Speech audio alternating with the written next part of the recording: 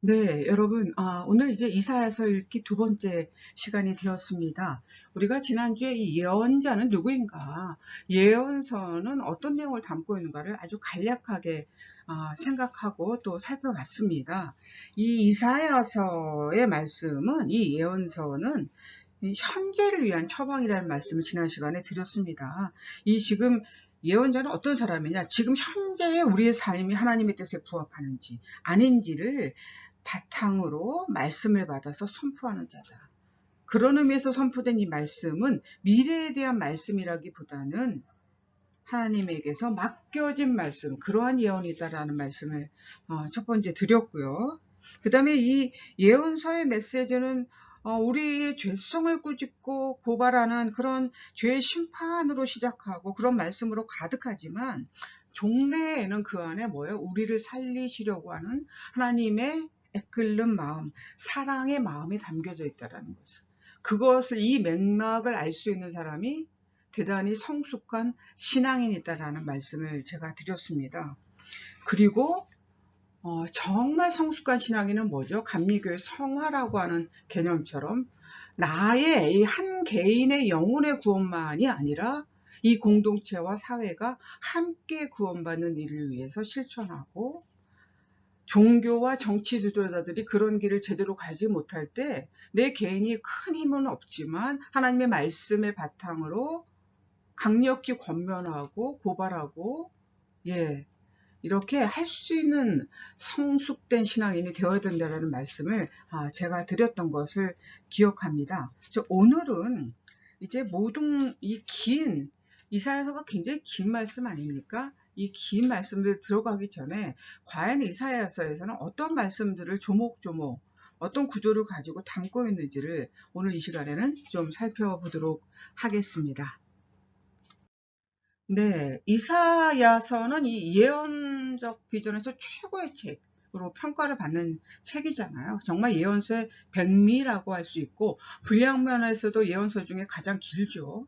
그리고 구약 성경 중에서 신약에서 가장 많이 인용된 책이 바로 이 이사야서입니다. 그래서 이 이사야서에서 시작해서 말라기까지 예언서가 이어지게 되는데요. 이 이사야서가 왜 가장 먼저 나왔느냐? 시대적으로도 앞서기도 하지만 예언의 내용이 가장 길고 내용의 폭도 상당히 넓고 문학적인 기교도 뛰어나기 때문에 이사야서가 여러 면에서 이 예언서의 백미라고 말할 수가 있습니다. 이사야서의 뛰어난 문학성을 보여주는 대표적인 말씀이 바로 이사야서 5장 1절부터 7절의 말씀이죠.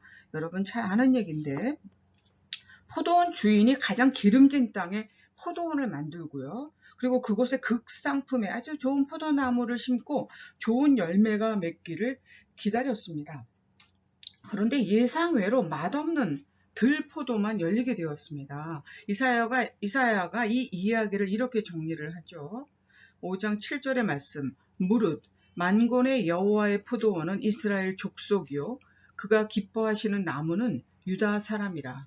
그들에게 정의를 바라셨더니 도리어 포악이요 그들에게 공의를 바라셨더니 도리어 부르짖음이었도다. 이런 말씀이 나오고 있어요. 이게 알레고리라고 하는 방법인데, 이스라엘을 포도원에 비유하고 그 다음에 하나님의 포도원 주인으로 비유하고, 그리고 각 개인을 이 포도나무에 비유하고 있는 말씀이죠. 그래서 하나님께서 최고의 포도원에 최상의 포도나무를 심으셨는데 이스라엘은 하나님의 뜻에 반하여 악한 열매를 맺었다라는 말씀을 이렇게 놀라운 문학적 표현으로 이사야서가 표현을 하고 있습니다. 이런 말씀이 이사야서에서 상당히 많이 나오고 있고요.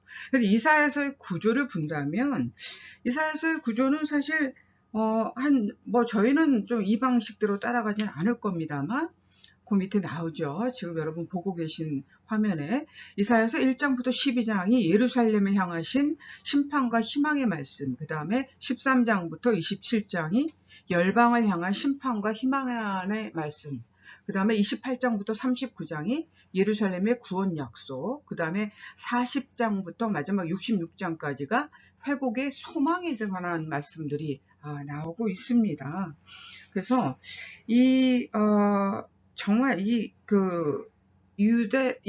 이사야서가 가지고 있는 그 놀라운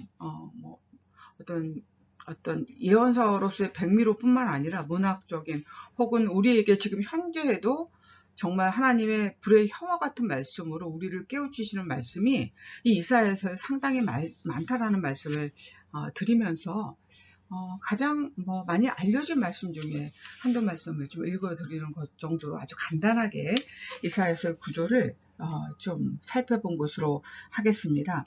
여러분 잘 아시는 말씀이죠. 이사야서 43장 18절부터 20절의 말씀입니다. 너희는 이전 일을 기억하지 말며 옛날 일을 생각하지 말라. 보라, 내가 새 일을 행하리니 이제 나타낼 것이라. 너희가 그것을 알지 못하겠느냐? 반드시 내가 광야의 길을 사막의 강을 내리니 장차 들짐승 곧 승냥이와 타조도 나를 존경할 것은 내가 광야의 물을 사막의 강들을 내어 내 백성 내가 택한 자에게 마시게 할 것임이라. 아멘. 네, 이런 말씀이 나오고 있고요. 또 하나의 말씀 한번 또 살펴보죠. 이사야서 40장 1절에서 2절의 말씀. 이게 바로 이제 사실은 그 전의 말씀들이 가지고 있는 어떤 이스라엘 백성을 향한 하나님의 말씀의 선포라고 한다면 40장의 말씀은 좀 이사야서를 통해서 하나님이 하시고 싶은 어떤 결론적인 말씀들이죠. 위로하라는 말씀이죠. 40장 1절에서 2절의 말씀. 너희의 하나님이 이르시되 너희는 위로하라. 내 백성을 위로하라. 너희는 예루살렘의 마음에 닿도록 말하며 그것에게 외치라.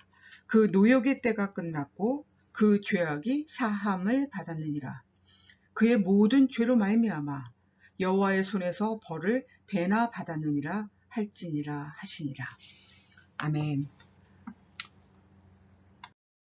주님, 저희에게 이사야서의 영성, 이전 일을 기억하지 말고 옛날 일을 생각하지 않는 힘과 주님께서 내어주시는 생명의 물을 마실 수 있는 은혜를 허락해 주시옵소서. 주 예수 그리스도의 이름으로 간절히 기도합니다. 아멘.